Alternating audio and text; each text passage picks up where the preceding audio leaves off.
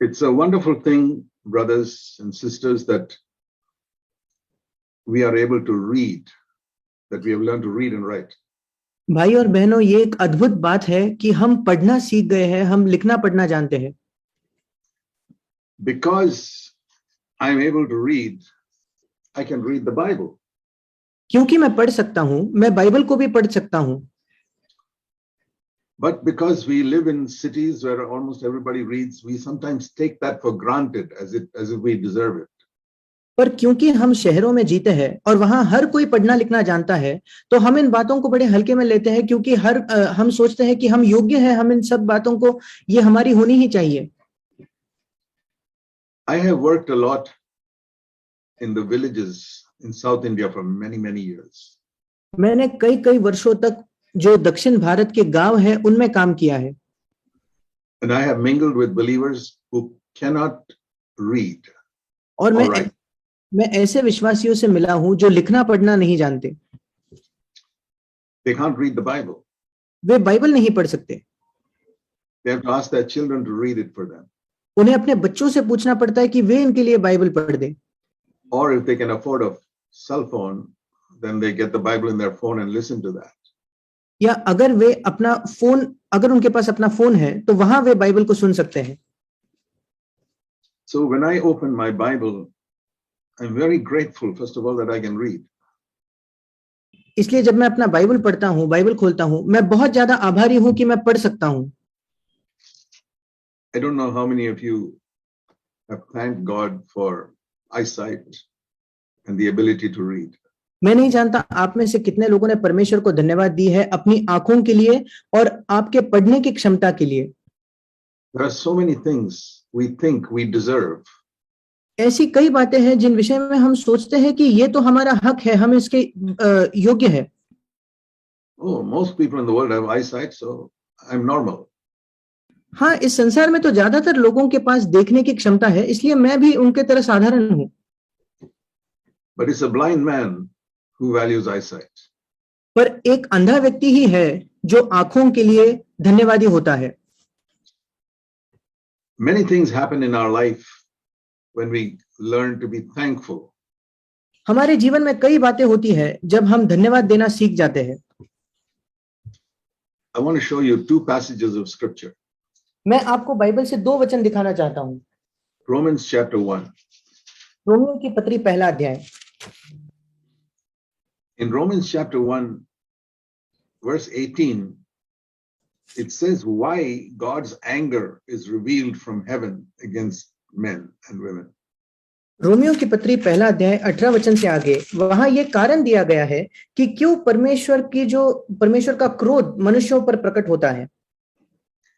And then 3 times we read God gave them up.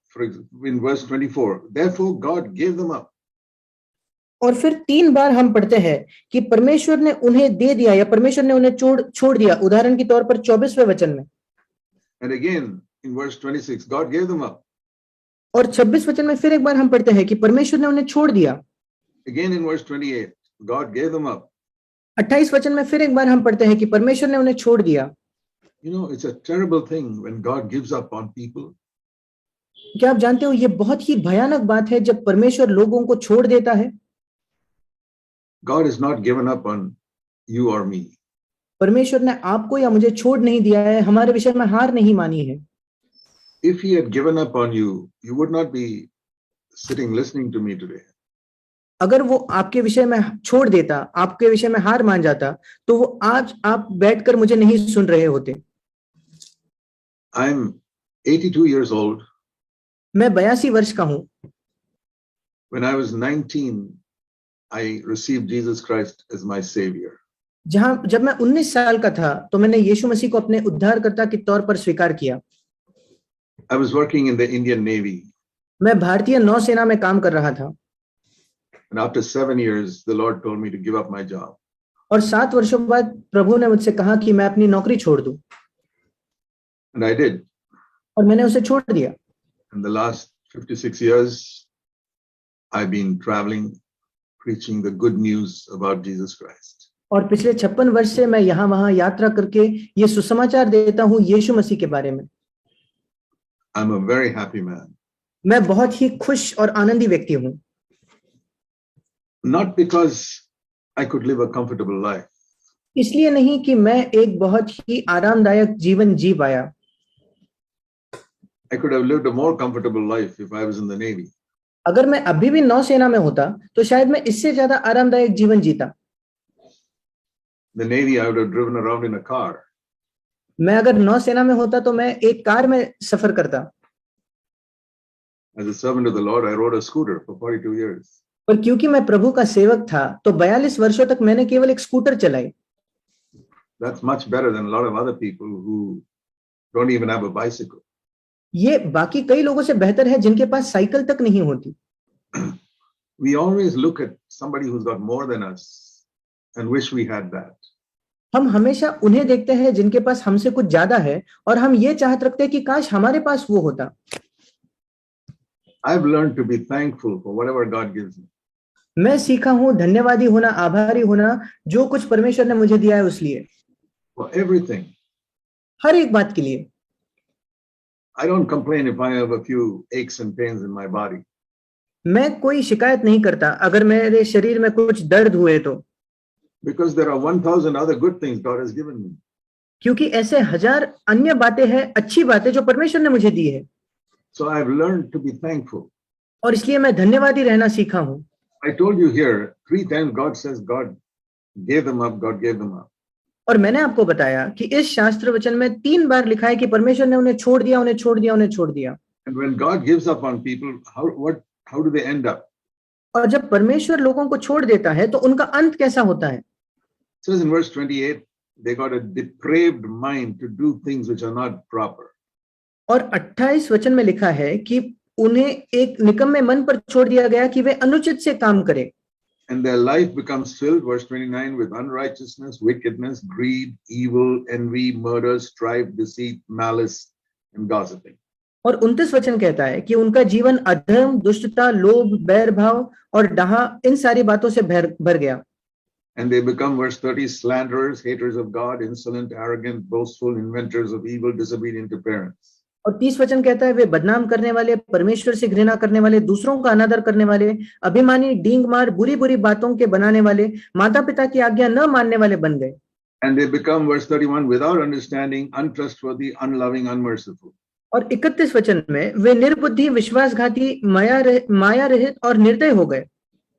They not only do things, verse 32, which are worthy of death, but encourage other people who do such evil things also. वे केवल ये नहीं कि वे खुद ऐसे ऐसे काम करें जो मृत्यु के दंड के योग्य है, पर वो दूसरों को भी प्रोत्साहित करते हैं कि आप ऐसे काम करो। Now this is like man going down to the bottommost level. अब ये ऐसा है कि मनुष्य नीचे नीचे नीचे फिसल कर बिल्कुल निचले सतह तक, निचले गड्ढे तक पहुंच गया है। Where did it start? Where did this falling start? What was the first step down? पर इसकी शुरुआत कहाँ थी? ये जो उसकी गिरावट हुई है उसमें शुरुआत, उसका पहला कदम क्या था? All of us are fallen sinners. हम सब गिरे हुए पापी हैं। You and me. आप और मैं। Jesus said he did not come for holy people, he came for sinners. यीशु ने कहा वो पवित्र लोगों के लिए नहीं बल्कि पापियों के लिए आया। I'm thankful for that because I was a sinner. मैं इसके लिए धन्यवादी हूं क्योंकि मैं खुद एक पापी था। And I acknowledged it, and that's why I got saved. और मैंने उसे मान लिया, इसी वजह से मेरा उद्धार हुआ। But what is the first step downwards, which takes us finally to the bottom described here? पर नीचे जाने वाला पहला कदम क्या है जो आखिरकार हमें इस निचली सतह पर ले जाता है जिसका वर्णन हमने अब देखा। So you go back in this chapter. अगर आप पीछे जाओ इस अध्याय में, we read verse 18, the anger of God is revealed from heaven. हमने 18 वचन में पढ़ा कि परमेश्वर का क्रोध स्वर्ग से प्रकट होता है। And it says here that even though they knew God by the fact they see him in creation, verse 19 and 20.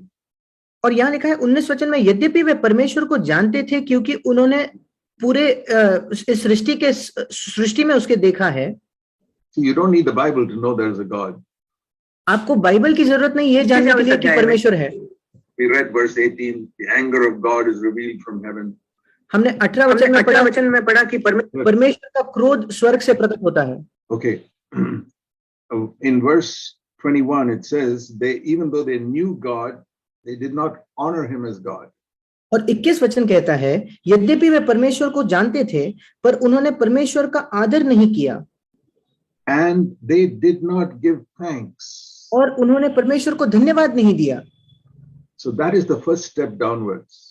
और ये पहला कदम है नीचे जाने का. Please remember this in your life. कृपया अपने जीवन में से याद रखें. We begin to go down away from God when we stop being thankful. हम परमेश्वर से दूर और नीचे जाना शुरू करते हैं जब हम धन्यवाद देना रोक देते हैं. A simple thing like being thankful can change our life. एक साधारण बात केवल धन्यवाद देना ये हमारे जीवन को बदल सकता है. Even if you're blind in one eye. यद्यपि आप एक आंख से अंधे हो फिर भी. Be thankful you have one eye. आपको धन्यवादी होना है कि आपके पास एक आंख तो है. If your one hand is paralyzed, be thankful that you've got another hand that is working. अगर आपके एक हाथ में लकवा मार जाता है तो आप धन्यवादी रहे कि आपका दूसरा हाथ कम से कम काम कर रहा है. The fact that you can move around, be thankful that you're not bedridden. और क्योंकि आप यहाँ वहां घूम सकते हो, आपको धन्यवादी होना है कि आप बिस्तर में नहीं पड़े हो. If we begin to think about it, there are many things we can thank God for. अगर हम सोचने लगे तो हम देखेंगे कि ऐसी कई बातें हैं जिनके लिए हम परमेश्वर को धन्यवाद दे सकते हैं. So remember, being unthankful is the first step that goes down. और इसलिए कृपया याद रखें कि धन्यवादी न होना ये पहला कदम है जो नीचे ले जाता है. We all know that the world is full of husbands and wives who fight with each other. हम सब जानते हैं कि ये संसार ऐसे पति पत्नियों से भरा पड़ा है जो एक दूसरे से लड़ते झगड़ते हैं. And all of us who are married know that we have done that sometime or the other. और हम सब जो विवाहित हैं, हम जानते हैं कि हमने कभी ना कभी ये किया है. What is the reason? इसका कारण क्या है? Both husband and wife very rarely say thanks to each other. दोनों जो पति पत्नी है बहुत ही कभी कभार एक दूसरे को धन्यवाद देते हैं. If you don't believe me, अगर आपको मुझ पर विश्वास नहीं, you ask yourself, when was the last time you said thank you to your husband or wife for anything? आप अपने आप से प्रश्न करके देखें, वो आखिरी समय कब था जब आपने आपके पति या पत्नी को किसी भी विषय में धन्यवाद कहा होगा? 5 years ago? 5 साल पहले? No wonder your relationship goes down. और इसलिए इसमें कोई आश्चर्य की बात नहीं कि आपका रिश्ता नीचे जाता है. Why don't we give thanks? क्यों हम एक दूसरे को धन्यवाद नहीं देते? To tell you, only one reason. मैं आपको बताता हूं, इसका एक ही कारण है. We are proud. We think we deserve so much. हम घमंडी हैं, हम सोचते हैं कि हम इतनी बातों के योग्य हैं. Let me use an example. मैं एक उदाहरण देता हूं. Supposing there's a big cabinet minister walking down the road with a big party of his officials. अगर एक बड़ा केंद्रीय मंत्री उसके कई अफसरों के साथ सड़क पर चल रहा होता, and he drops his handkerchief on the road, और उसका रुमाल अगर गिर जाता है सड़क पर, somebody picks it up and gives it to him, और कोई उस रुमाल को उठाकर उसे देता है, he takes it, puts it in his pocket, he will not say thank you. वो उसे उठाकर अपने पॉकेट में रख लेगा, वो मुड़कर धन्यवाद नहीं कहेगा. He's too big a man to say thank you to some small peon or someone. क्योंकि वो बहुत बड़ा अफसर है और वो इतना किसी छोटे व्यक्ति से, एक प्यून को वो धन्यवाद नहीं कह सकता. But on the other hand, if there's a beggar walking in the road in front of you, पर अगर दूसरी ओर आपके सामने सड़क पर कोई भिखारी चल रहा हुआ तो, he drops something, और उसका कुछ गिर जाता है, and you pick it up and give it to him, और आप उस वस्तु को उठाकर उसे देते हो, he sees you an educated, well-dressed man. वो देखता है कि आप पढ़े लिखे अच्छे वस्त्र पहने हुए एक व्यक्ति हो, and you pick up his little thing and give it to him. और एक छोटी सी वस्तु उसकी जो गिर गई आप उठाकर उसे दे रहे हो, He say thank you. और वो आपको धन्यवाद कहेगा. Why does he say that? वो क्यों आपको धन्यवाद कहता है? Because he considers you as superior to him. क्योंकि वो आपको उससे बेहतर, उससे बड़ा समझता है.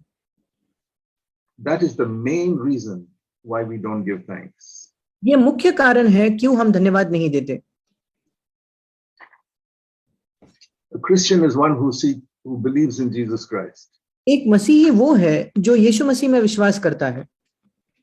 But not only we should believe, Jesus never said, believe on me, believe on me, believe on me. He always said, follow me, follow me, follow me. पर हमें केवल यीशु में विश्वास नहीं करना है, क्योंकि यीशु मसीह निरंतर ये नहीं कहता था मुझ पर विश्वास करो, मुझ पर विश्वास करो, मुझ पर विश्वास करो, पर वो कहता था मेरे पीछे हो लो, मेरे पीछे चलो, मेरे पीछे चलो। If you read the Gospels, you find a few times he said, believe me, but most of the time he said, follow me. अगर आप सुसमाचारों को पढ़ो तो कुछ एक बार उसने कहा कि मुझ पर विश्वास करो, पर उसने ज्यादा समय ये कहा कि मेरा अनुसरण करो, मेरे पीछे चलो। The problem with many Christians is they've only said, believe in the Lord Jesus Christ. कई विश्वासियों के साथ समस्या यही है कि उन्होंने बस यही कहा है कि मसीह यीशु में विश्वास करे। That is what I also preached for the first 16 years after I was born again. और यही मैं भी प्रचार किया करता था मेरे नए जन्म के पहले 16 वर्षों तक। I was born again, but I was a defeated Christian. मेरा नया जन्म तो हुआ था, पर मैं एक हारा हुआ मसीह था। And the people I preached to were also defeated Christians. और जिन लोगों को मैं प्रचार किया करता था वे भी हारे हुए मसीही थे। Because we believed in Jesus. हम यीशु में तो विश्वास करते थे। But then one day God opened my eyes to see I must follow him. पर फिर एक दिन परमेश्वर ने मेरी आंखें खोल दी कि मैंने ये देखा कि मुझे उसके पीछे चलना है। Then I learned to be thankful. फिर मैंने सीखा धन्यवादी होना। I learned to be thankful not only to the Lord, but for my fellow believers, for my wife, children, everyone. मैंने ना केवल प्रभु के प्रति धन्यवादी होना सीखा, पर मेरे जो बाकी संग विश्वासी है, मेरी पत्नी, मेरे बच्चे, हर एक व्यक्ति के प्रति धन्यवादी होना मैंने सीखा। I stopped complaining about little problems. और छोटी छोटी समस्याओं के बारे में मैंने शिकायत करना बंद कर दिया। Or little weaknesses in my body, I stopped complaining about. या मेरे शरीर की छोटी निर्बलताओं के विषय में मैंने शिकायत करना बंद कर दिया। I said, Lord, there are so many other good things you've done in me. मैंने कहा प्रभु बाकी आपने इतनी अच्छी अन्य बातें मेरे जीवन में की है। I want to be thankful. मैं धन्यवादी होना चाहता हूँ। So what does it mean to follow Jesus? और फिर यीशु के पीछे चलने का क्या मतलब है? Let me turn you to Philippians chapter 2. मेरे साथ निकालिए फिलिपियों की पत्री 2 अध्याय। It says here, verse 5, have the same attitude in yourself which is in Christ Jesus. यहाँ 5वें वचन में लिखा है, जैसा मसीह यीशु का स्वभाव था वैसा ही तुम्हारा भी स्वभाव हो। Now there are 1,000 areas where we can follow Jesus. अब 1000 अलग क्षेत्र है जहां हम यीशु के पीछे चल सकते हैं। But here it is speaking about one particular area. और यहाँ एक विशेष क्षेत्र के विषय में लिखा है। He says, first, where should we follow Jesus? वो हमें कहता है कि सबसे पहले हमें कहाँ यीशु का अनुसरण करना है। He talks about 3 steps Jesus took. वो 3 कदम के विषय में बताता है जो यीशु ने लिए। Number 1. सबसे पहला Verse 6 and 7. Though he was God, he came down and became a man. 6 और 7वां वचन, यद्यपि वो परमेश्वर था पर वो नीचे आकर एक मनुष्य बना। We cannot understand what a tremendous step of humility that is. हम समझ ही नहीं सकते ये क्या ही महान नम्रता भरा कदम है। When you see an ant crawling on the ground, जब आप जमीन पर एक चींटी को चलते हुए देखो, would you like to become an ant in some way to help those ants? क्या आप ये पसंद करोगे कि आप चींटी बन जाओ ताकि आप उन चींटियों की सहायता कर सको? What a big step that will be for a man to become an ant. एक मनुष्य के लिए चींटी बनना क्या ही बड़ा कदम होगा। It's much bigger than that for God to become a man. इससे भी बड़ा है परमेश्वर के लिए मनुष्य बनना। We must always sit and wonder that Almighty God became an ordinary man like us. हमें हर समय बिल्कुल आश्चर्यचकित होकर इस विषय में सोचना है कि सर्वशक्तिमान परमेश्वर हम जैसा मनुष्य बना। I've heard that from my childhood. मैंने अपने बचपन से इसे सुना है। My father was a believer, so from childhood I knew that Jesus came to earth. मेरे पिता एक विश्वासी थे, इसलिए बचपन से मैं जानता था कि यीशु मसीह इस पृथ्वी पर आया। But even today, I'm amazed at his humility that he became a man. पर आज भी उसके नम्रता को देखकर मैं चकित हूं कि वो एक मनुष्य बना। I say, Lord, who am I that you should become like me? और मैं कहता हूँ प्रभु मैं कौन हूं कि तू मेरे जैसा बन जाए। The result of that, it eliminates all complaining from my life. और इसका परिणाम ये है कि मेरे जीवन से सारा शिकायत करना दूर हो जाता है। Okay, that is the first step. He became a man. ठीक है, ये पहला कदम है कि वो एक मनुष्य बना। Second, दूसरा, it says as a man, verse 7, he became a servant and a slave. और 7वां वचन कहता है वो मनुष्य बनकर एक दास और एक सेवक बना। See, in English, there's a difference between a servant and a slave. A servant gets a salary. A slave just gets no salary. और इंग्लिश में और हिंदी में भी सेवक और गुलाम इन दोनों में अंतर है। एक सेवक को तनख्वाह मिलती है पर एक गुलाम को कोई तनख्वाह नहीं मिलती। A slave is your property, just like the chair in your house is your property. एक गुलाम ये बिल्कुल पूरी तरीके से आपकी वस्तु है, जैसे आपके घर में रखी कुर्सी आपकी अपनी होती है। And Jesus became a slave. और यीशु मसीह एक गुलाम बना। He took that position. He was the washing the feet of his disciples on the last day of his life on earth. उसने वो स्थान ग्रहण किया अपने जीवन के आखिरी दिन पर, इस पृथ्वी पर आखिरी दिन वो अपने शिष्यों के पांव धो रहा था। Today, many Christian leaders, in the last day of their life, they are director, chairman of big organizations. आज कई मसीही जो अगुवे हैं अपने जीवन के अंतिम दिन पर बड़ी बड़े संस्थानों के वो निर्देशक होते हैं, चेयरमैन होते हैं, बड़े बड़े लोग होते हैं। I've been serving the Lord for 56 years. मैं 56 वर्षों से प्रभु की सेवा कर रहा हूं। I tried my best to be sincere. और मैंने मेरी पूरी कोशिश की है कि मैं ईमानदार रहूं। And one of the prayers I prayed was this. और एक प्रार्थना जो मैं करता हूं वो ये है, Lord, when I come to the end of my life, प्रभु जब मैं अपने जीवन के अंत में आ जाऊं, I don't want to be a director or chairman or leader of anything. मैं किसी भी चीज का निर्देशक, चेयरमैन या अगुवा नहीं होना चाहता। I want to be at the feet of your youngest, lowest disciples, washing their feet. आपके जो सबसे जवान, सबसे निचले शिष्य हैं, उनके पैरों पर रहकर उनके पांव में धोना चाहता हूं। Because that's where you were on the last day of your life on earth. क्योंकि प्रभु आप वहां थे आपके इस जीवन के अंतिम दिन पर। This is where so many Christians have drifted away from God. यही अनेक मसीही परमेश्वर से भटक चुके हैं। They want to be elders and leaders and directors and all that in Christian organizations. वे मसीह संस्थानों में प्राचीन होना चाहते हैं, अगुवे होना चाहते हैं, निर्देशक बनना चाहते हैं। I want to say to you in Jesus' name, that is not true Christianity. मैं आपको यीशु के नाम से बताना चाहता हूं कि वो सच्ची मसीहत नहीं है। True Christianity is washing people's feet at the end of your life. सच्ची मसीहत है कि आपके जीवन के अंत में लोगों के पांव धोना। Some people are willing to do that in the beginning of their life.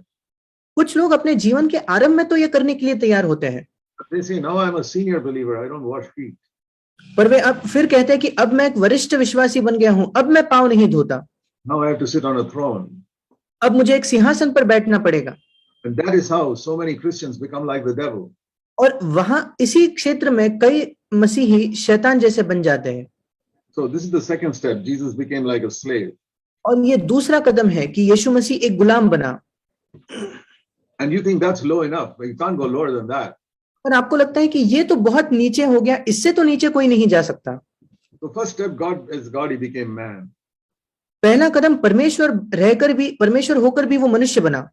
That itself is a very big step down. वो अपने आप में एक बहुत बड़ा कदम है नीचे आने के लिए। Then he went one more step down to become like a slave. फिर वो उससे भी एक कदम नीचे गया और एक गुलाम बना। And you say, what is lower than that? और फिर आप कहते हो इससे नीचे क्या हो सकता है? Servant or a slave is the lowest on earth. Sorry uncle. A servant or a slave is being the lowest person on earth.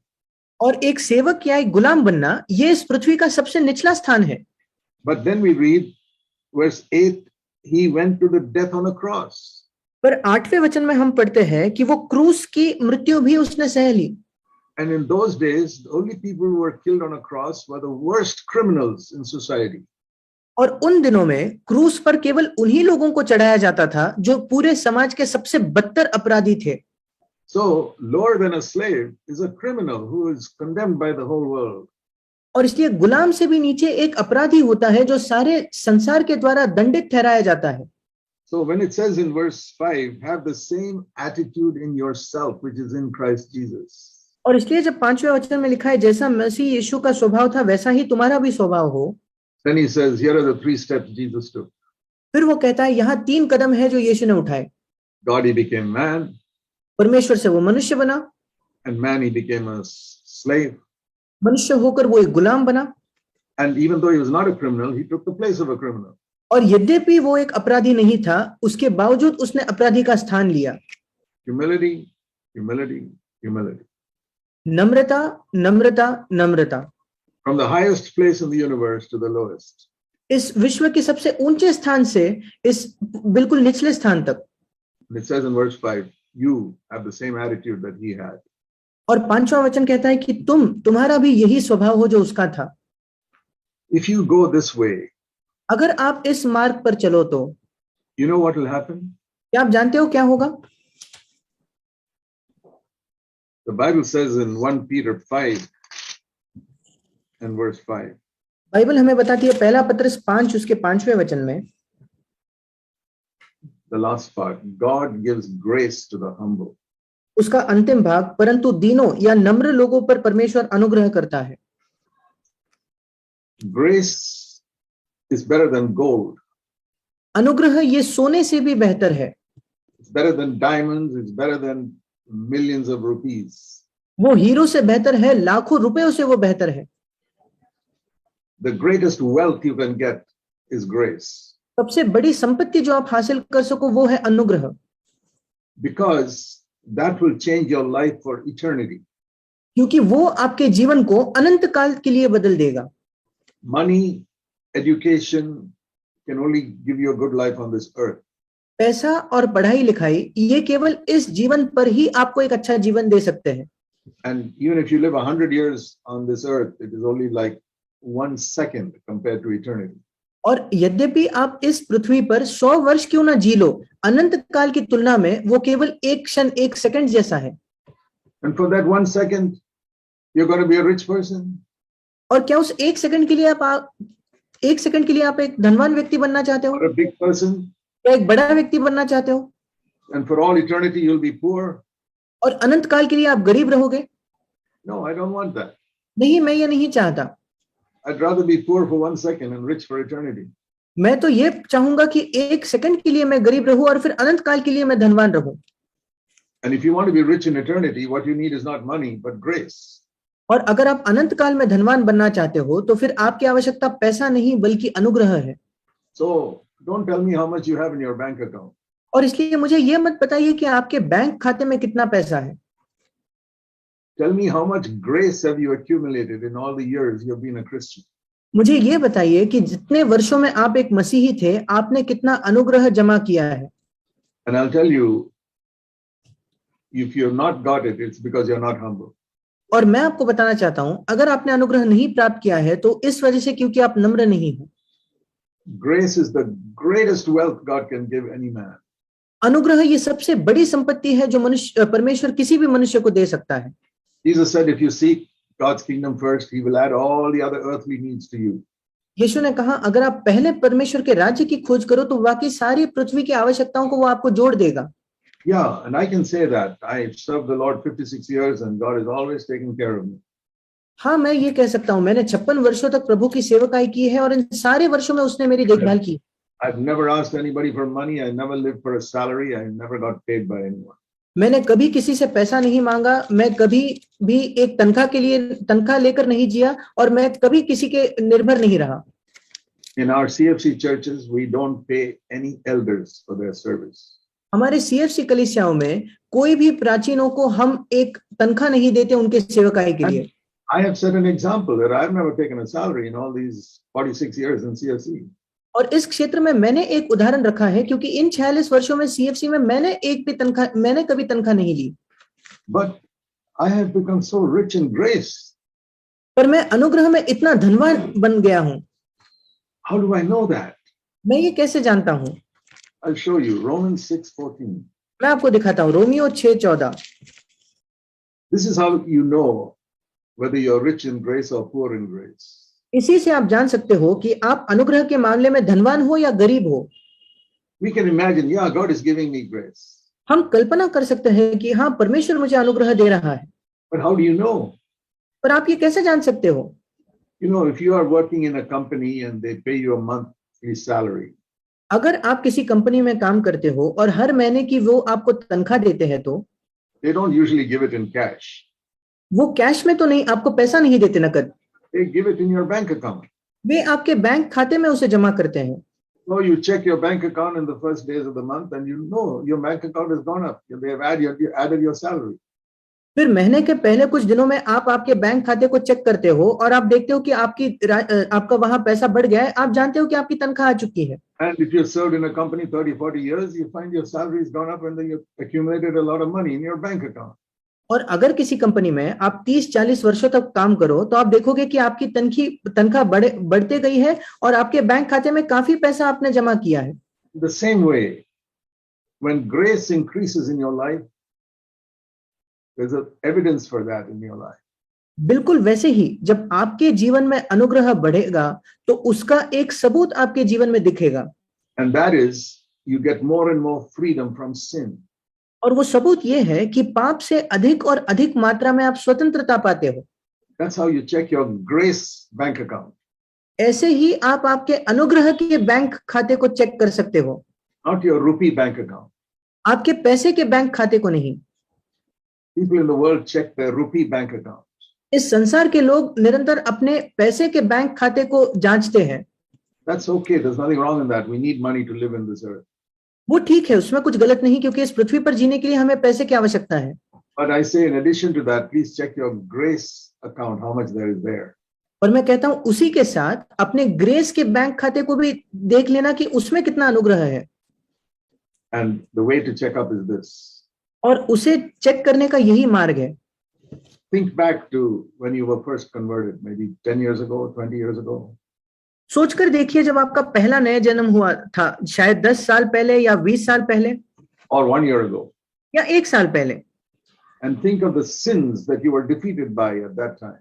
और सोचकर देखिए कि उस समय किन पापों से आप हारे हुए थे, And compare your life today. और उसकी तुलना अपने जीवन से आज करके देखें। Can you think of sin after sin after sin that you're overcoming? क्या आप सोच सकते हो कि पाप और ऐसे कई पाप है जिसके ऊपर आप जयवंत हो चुके हो? Then you know that grace is increasing in your life. फिर आप जानते हो कि आपके जीवन में अनुग्रह बढ़ रहा है। Many Christians evaluate their life by how much Bible knowledge they are increasing in. कई मसीही अपने जीवन को जांचते हैं इससे कि उनका बाइबल का ज्ञान कितना बढ़ रहा है। Or some people are so foolish to think of how well I can preach. या कुछ लोग इतने मूर्ख होते हैं कि वे इससे जांचते हैं कि मैं कितना अच्छा प्रचार करने लगा हूं। But that's not the way to evaluate our spiritual progress. पर हमारे आत्मिक उन्नति को जांचने का ये सही मार्ग नहीं है। Our spiritual bank account we evaluate by seeing how much we are overcoming sin in our life. हमारे आत्मिक बैंक खाते को हम इससे जान सकते हैं, इससे नाप सकते हैं कि हम उन्हें अपने जीवन में कितने पाप पर जय पाया है। When I was converted at the age of 19, I did not have victory over sin. My sins are only forgiven. जब 19 की उम्र में मेरा नया जन्म हुआ तो मुझे पाप पर विजय नहीं मिला था, मेरे सारे पाप केवल क्षमा हुए थे। I was just like any other young man. मैं किसी भी अन्य जवान पुरुष जैसा था। Just like all of you young men. आप सब जो जवान पुरुष हो उनके जैसा। I had problem with keeping my thoughts pure. मेरे विचारों को शुद्ध रखने में मुझे बड़ी समस्या थी। I was tempted with dirty thoughts. मैं गंदे विचारों से प्रलोभित होता था। And even if I kept myself from physical sin, the thoughts were still there. और यद्यपि मैं शारीरिक पाप से अपने आप को दूर रखता था, पर वो विचार उसके बावजूद वहां होते थे। And tempted to get angry if things did not go the way I wanted. और मैं प्रलोभित होता था गुस्सा होने के लिए, अगर मैं जैसा चाहूं वैसे बातें नहीं हो रही तो। Yes, even in the first years of my married life, I used to get angry with my wife. हाँ, मेरे विवाहित जीवन के पहले कुछ वर्षों में मैं अपने पत्नी से भी गुस्सा किया करता था। What I'm saying is I'm just a normal person. मैं केवल ये कह रहा हूं कि मैं एक साधारण व्यक्ति था। Defeated in my thoughts, defeated in my tongue. मेरे विचारों में हारा हुआ, मेरी जबान में हारा हुआ।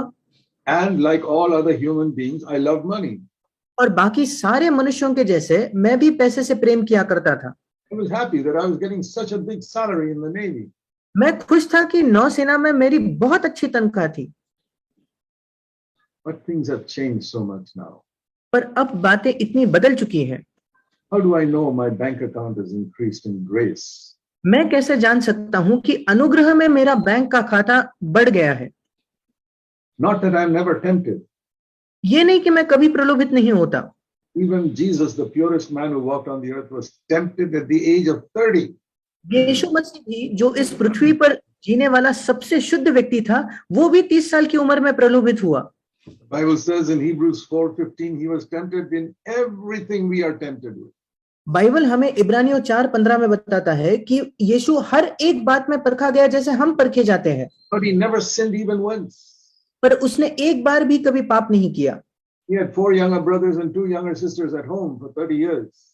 30 वर्षों तक उसके 4 छोटे भाई और 2 छोटी बहनें थी घर में। And you can imagine how they irritated him when he was young. और आप कल्पना कर सकते हो कि जब वो छोटा था, जब वो जवान था, तो वे कैसे उसे परेशान किया करते होंगे। And even when he grew up, they must have troubled him in many ways. और बड़ा होने के बाद भी वे कई तरीकों से उसे परेशान करते होंगे। Because it says in John chapter 7, they did not believe in him. क्योंकि यूहन्ना 7 में लिखा है कि वे उस पर विश्वास नहीं करते थे, But he never sinned. पर उसने कभी पाप नहीं किया। Can you imagine living in a house with 4 younger brothers and 2 younger sisters and never sinning, no matter how much they irritate you for 30 years? क्या आप कल्पना कर सकते हो कि एक घर में जीना 30 वर्षों तक, जहां 4 छोटे भाई हैं, 2 छोटी बहनें हैं जो निरंतर आपको परेशान करते हैं, उसके बावजूद कभी भी 30 साल तक पाप नहीं करना? When you think of that, जब आप उस विषय में सोचते हो, the devil will say to you, but he was God and you can't be like that. शैतान आपको तुरंत कहेगा, पर वो तो परमेश्वर था और आप वैसे बन ही नहीं सकते। You think that thought came from you? No, that thought came from the devil. क्या आपको लगता है ये आपका अपना विचार था? नहीं, ये विचार शैतान की ओर से आया। You say, oh, the devil will never say Jesus is God. आप तो कहोगे कि नहीं, शैतान क्यों कहे? शैतान कभी नहीं कहेगा कि यीशु परमेश्वर है। I'll tell you, the devil knows better than you and me that Jesus is God. मैं आपको बताना चाहता हूं कि शैतान आपसे और मुझसे बेहतर जानता है कि यीशु मसीह परमेश्वर है। And he always wants you to think of Jesus as God so that you never try to follow him. और वो हमेशा यही चाहता है कि आप भी यीशु मसीह को केवल परमेश्वर के तौर पर उस विषय में सोचो, क्योंकि उसके वजह से आप कभी उसका अनुसरण नहीं करोगे। He is God and man. वो परमेश्वर है और मनुष्य भी। Because he is God, I worship him. क्योंकि वो परमेश्वर है, मैं उसकी आराधना करता हूँ। Because he is God, I pray to him. I can't pray to men. क्योंकि वो परमेश्वर है, मैं उसके सामने प्रार्थना करता हूँ, मैं मनुष्यों के सामने प्रार्थना नहीं कर सकता। Because he is God, I believe he can do everything in this world. क्योंकि वो परमेश्वर है, मैं ये विश्वास करता हूँ कि इस संसार में वो सब कुछ कर सकता है। But because he lived for 33 years on earth as a man, I can follow his example as a man also. पर क्योंकि 33 वर्ष वो इस पृथ्वी पर एक मनुष्य बनकर जिया, उसके उदाहरण के पीछे मैं भी चल सकता हूँ, मैं उसका अनुसरण कर सकता हूँ। I think all of you brothers and sisters are absolutely convinced that Jesus is God. मैं समझता हूँ आप में से सारे भाई बहन बिल्कुल इस विषय में आश्वासित हो, निश्चित हो कि यीशु मसीह परमेश्वर था। That's why you pray to him. That's why you worship him. इस वजह से आप उसके लिए, उसके सामने प्रार्थना करते हो, इस वजह से आप उसकी आराधना करते हो। But I have a big doubt whether all of you believe that he became a man just like you and me. पर मुझे ये बड़ा शक, बड़ा संदेह है कि आप में से कईयों को ये नहीं मालूम, ये नहीं विश्वास है कि वो हमारे जैसा मनुष्य बना, आपके और मेरे जैसा। All my life I believe Jesus Christ is God. मेरे जीवन भर मैंने ये विश्वास किया कि यीशु मसीह परमेश्वर है। I always prayed to him and worshipped him, even from childhood. मैं हमेशा उसके सामने प्रार्थना करता था और उसकी आराधना करता था बचपन से। But it was only when I was 35 years old that I saw him as a man. पर केवल जब मैं 35 वर्ष का हो गया तब ही मैंने उसको पहले बार मनुष्य के तौर पर देखा। After being a believer for 16 years from the age of 19 to 35. तब मैं 16 वर्षों तक पहले से मसीही था, 19 से लेकर 35 की उम्र तक। But I never saw Jesus as a man. पर मैंने कभी भी यीशु को एक मनुष्य के तौर पर नहीं देखा। So I said, I can't follow him. और फिर मैंने कहा मैं उसके पीछे नहीं चल सकता। He is God. वो तो परमेश्वर है। He lived a pure life, and I can't be like that. वो एक शुद्ध जीवन जिया, पर मैं वैसा नहीं बन सकता। He never grumbled or complained about anything. I can't be like that. उसने कभी शिकायत नहीं की, उसने कभी किस विषय में कुड़कुड़ाया नहीं, मैं वैसा नहीं बन सकता। But when I was 35 years old, पर जब मैं 35 वर्ष का था, a verse in the Bible suddenly became alive for me. Bible में एक वचन मेरे लिए अचानक जीवित बन गया। Let me tell you something about the Bible from 2 Timothy 3. मैं आपको बाइबल के विषय में कुछ बताना चाहता हूँ, दूसरा तीमुथियुस उसके 3 अध्याय से। 2 Timothy 3. दूसरा तीमुथियुस उसका 3 अध्याय। It says in verse 16, उसके 16वें वचन में लिखा है, all scripture is inspired by God. संपूर्ण पवित्र शास्त्र परमेश्वर की प्रेरणा से रचा गया है। Now that word prerna is not really the correct translation. और वहां जो प्रेरणा शब्द है, ये वाकई में सच्चा भाषांतर, सच्चा अनुवाद नहीं है। It says in verse 16 in English, inspired by God. और 16 वचन में लिखा है, इंग्लिश में इंस्पायर्ड लिखा है, प्रेरित लिखा है। But in the margin of my Bible, it says the real meaning is it is the breath of God in the scripture. पर मेरे बाइबल के मार्जिन में उसका दूसरा अनुवाद दिया गया है कि वो परमेश्वर की सांस, परमेश्वर का श्वास था। So that it says here, all scripture is God breathing into something that is written down. और यहाँ ये वचन ये कह रहा है कि संपूर्ण पवित्र शास्त्र ऐसा है कि परमेश्वर अपनी सांस किसी में फूंक रहा है और फिर वो लिखा गया। You know what happened to Adam when God breathed into him? क्या आप जानते हो आदम के साथ क्या हुआ जब परमेश्वर ने उसमें अपनी सांस को फूंका? See Genesis chapter 1. उत्पत्ति उसका 1 अध्याय, Genesis 2:7. उत्पत्ति 2 अध्याय 7वां वचन। The Lord God made man from the dust of the ground. परमेश्वर ने आदम को भूमि की मिट्टी से रचा। So in the beginning, Adam was just like a clay model of a man. और शुरुआत में आदम केवल एक मिट्टी के पुतले के समान था, एक मनुष्य के। Exactly like a man. वो हूबहू मनुष्य जैसा दिखता था। Eyes, tongue, ears, everything. उसकी आंखें थी, जबान थी, कान थे, सब कुछ। Everything that you have, God made him. जो कुछ आपके पास है वैसा ही वो आदम का पुतला था। You know, our bodies are made out of the dust of the earth. That's why when we die, we become dust. और हम जानते हैं कि हमारा शरीर जो है इस भूमि के मिट्टी से बना गया है, धूल से बनाया गया है, इसलिए हमारे मृत्यु पर हम फिर एक बार मिट्टी बन जाते हैं। So this same dust, God made a man. और इसी मिट्टी, इसी धूल से परमेश्वर ने मनुष्य को बनाया। He looked like a man. वो दिखता तो मनुष्य जैसा था। He could not move. He could not talk. He could not do anything. वो हिल नहीं सकता था, बातचीत नहीं कर सकता था, कुछ भी नहीं कर सकता था। Then it says in 2:7 that God breathed into him the breath of life. और फिर उत्पत्ति 2:7 में लिखा है कि परमेश्वर ने उसके नथनों में जीवन का श्वास फूंक दिया। The breath of God made him a living soul, it says. परमेश्वर की सांस, परमेश्वर के श्वास ने उसको एक जीवित व्यक्ति बना दिया, जीवित प्राणी बना दिया। He got a spirit inside him. उसके अंदर उसे एक आत्मा मिल गई। A spirit that could communicate with God. एक आत्मा जो परमेश्वर के साथ संपर्क कर सकती थी। How did that happen? ये कैसे हुआ? Into this clay model, God breathed. इस मिट्टी के पुतले में परमेश्वर ने अपना श्वास फूंका। Now you turn to 2 Timothy 3, you understand it better. अब अगर आप दूसरा तीमुथियुस 3 अध्याय निकालो, अब उसको आप बेहतर समझ पाओगे। Why is it some people read the Bible and get nothing from it? ऐसा क्यों कि कुछ लोग परमेश्वर बाइबल को पढ़ते हैं और उससे उन्हें कुछ नहीं मिलता। It's like the clay model of Adam. There's no life there. ये आदम के उस मिट्टी के पुतले समान है, उसके अंदर जीवन ही नहीं है। And so you read the Bible, it's like a storybook to you. और फिर आप बाइबल पढ़ते हो और आपके लिए वो केवल एक कहानी की पुस्तक जैसा है। You know all the stories of Jesus and of the Old Testament saints. आप यीशु के सारे कहानियां जानते हो, पुराने नियम के संतों की सारी कहानियां जानते हो। Accurate stories, you know it. और बिल्कुल सही सही उन कहानियों को आपको जानते हो। You know, you can answer questions concerning anything in the Bible. Bible में से कुछ भी पूछा जाए आप उसका जवाब दे सकोगे। Just like how Adam was made, eyes, ears, everything is there. जैसे वो आदम बनाया गया था, उसकी आंखें हैं, कान है, सब कुछ तो वही है, But there's no life in it. पर उसमें कोई जीवन नहीं है। That is how people read the Bible. लोग बाइबल को ऐसे पढ़ते हैं। Everything is there, but it's dead. उसके अंदर सब कुछ तो है, पर वो मरा हुआ है। But it says here, all scripture, God's breath is in scripture in 2 Timothy 3:16.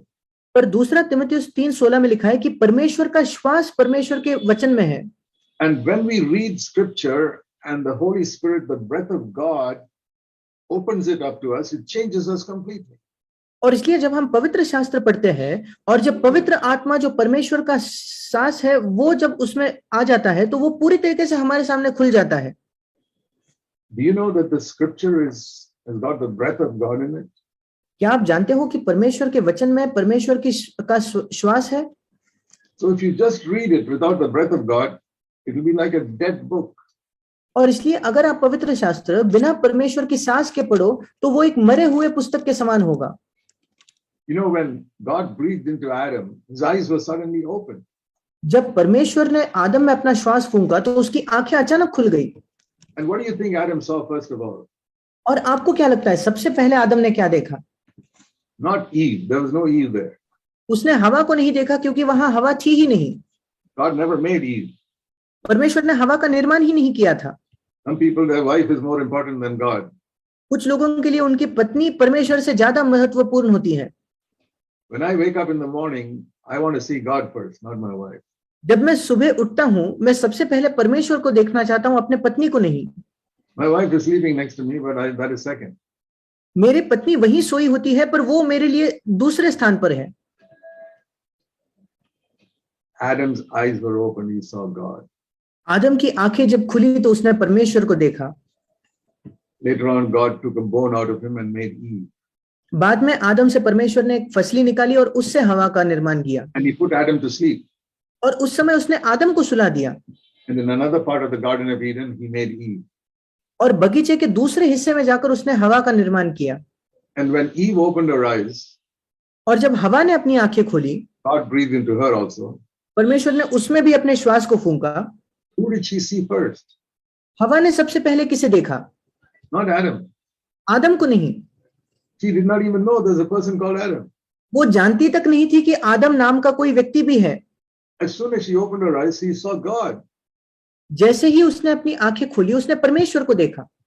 What is the lesson we learn from there? वहां से हम कौन सा पाठ सीखते हैं? Whether you're a husband or a wife, चाहे आप पति या पत्नी हो, man or woman, मनुष्य या स्त्री हो, when you wake up in the morning and your eyes are open, the first person you need to see is God. जब आप सुबह उठते हो और आपकी आंखें खुलती है तो पहला व्यक्ति जिसे आपको देखना है वो है परमेश्वर। You know the first 4 words in the Bible? क्या आप जानते हो बाइबल के पहले 4 शब्द क्या है? In the beginning, God. आरंभ में परमेश्वर। 3 words in Hindi. हिंदी में 3 शब्द है। Always remember that. हमेशा इसे याद रखें। Everything in your life, in the beginning, God. आपके जीवन में हर एक बात आरंभ में परमेश्वर। Your job, आपकी नौकरी, in the beginning, God. आरंभ में परमेश्वर। Never do anything unrighteous in your job. आपके नौकरी के जगह कुछ भी अधर्मी कभी नहीं करना। You work in your office or factory, remember God is there watching you. अगर आप ऑफिस में फैक्ट्री में काम करते हो तो याद रखिए परमेश्वर वहां है, आपको देख रहा है। Don't cheat, don't tell lies to make some money. वहां फंसाने की कोशिश ना करें, झूठ बोलकर अधिक पैसा कमाने की कोशिश ना करें। Be honest. ईमानदार रहे। In the beginning, God. आरंभ में परमेश्वर। In your married relationship, आपके that God be between you and your husband and you and your wife. आपके विवाहित संबंध में परमेश्वर आपके और आपके पत्नी के या आपके और आपके पति के रिश्ते के बीच में रहे। That's why the Bible begins with in the beginning, God. इसी वजह से बाइबल की शुरुआत होती है आरंभ में परमेश्वर। You young people, when you consider marriage, don't just see whether the girl is a pretty girl. आप जवान लोग जब आप विवाह के विषय में सोचते हो तो केवल ये ना देखें कि वो लड़की एक सुंदर लड़की है। Don't ask yourself, is he a rich boy? Will I have a comfortable life? अपने आप से ये प्रश्न ना पूछे कि क्या वो लड़का एक धनवान लड़का है तब मेरा एक आरामदायक जीवन होगा। No. नहीं। In the beginning, God. आरंभ में परमेश्वर। If you do that, you'll have a happy life. अगर आप ये करोगे तो आपका एक खुशहाल जीवन होगा। My wife did not marry me because I was a rich man. I had 0 in my bank account. मेरे पत्नी ने मुझसे इसलिए विवाह नहीं किया क्योंकि मैं एक धनवान व्यक्ति था, मेरे बैंक खाते में 0 पैसे थे। Because all the money I earned in the Navy, I gave away for God's work before leaving my job. क्योंकि नौसेना में मैंने जितना कमाया था वो पूरा पैसा मैंने परमेश्वर के काम के लिए दे दिया जब मैंने अपनी नौकरी छोड़ दी। I said, I'll trust God for my needs. मैंने कहा मैं प्रभु पर भरोसा करूंगा मेरे जरूरतों के लिए। She married me because she wanted someone who loved Jesus Christ. उसने मुझसे इसलिए विवाह किया क्योंकि वो ऐसे व्यक्ति को चाहती थी जो यीशु से प्रेम करता है। He didn't marry me because I was good looking. उसने मुझसे इसलिए विवाह नहीं किया क्योंकि मैं अच्छा दिखने वाला था। I had no hair on my head even when I was married. जब मेरा विवाह हुआ तब भी मेरे सिर पर बाल नहीं थे। You know, so many people get married to the people with the wrong reasons. ऐसे कई लोग हैं जो गलत कारण की वजह से किसी से विवाह करते हैं। He's got a good job, she's good looking. उसकी अच्छी नौकरी है, वो अच्छी दिखती है। All those things won't last. ये सारी बातें हमेशा के लिए नहीं टिकेगी। It is inner character that lasts. वो अंदरूनी चरित्र है जो टिकता है।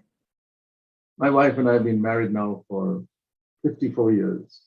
मैं और मेरी पत्नी अब 54 वर्षों से विवाहित है। We are supremely happy with each other.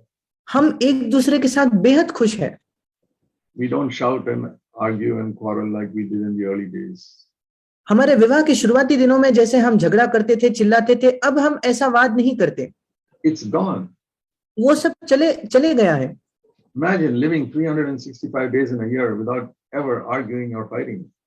सोचकर देखिए, एक साल के 365 दिन जीना बिना विवाद किए, बिना एक दूसरे से झगड़े या चिल्लाए। How is that possible on this sin-cursed earth?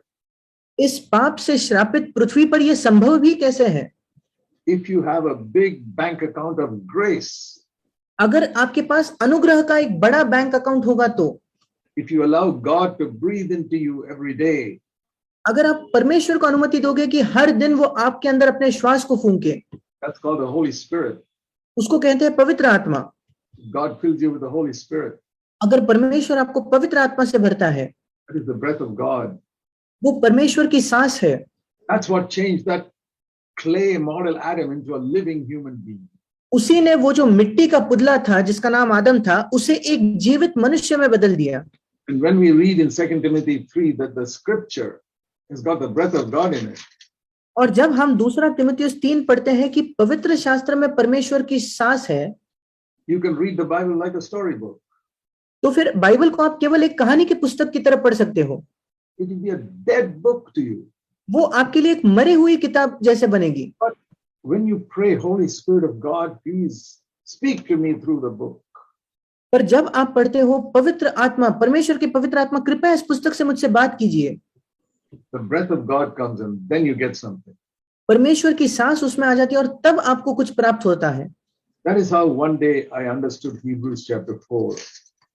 ऐसे ही एक दिन मैंने इब्रानियों उसका 4 अध्याय से एक वचन को समझा, And verse 15, उसका 15 वचन।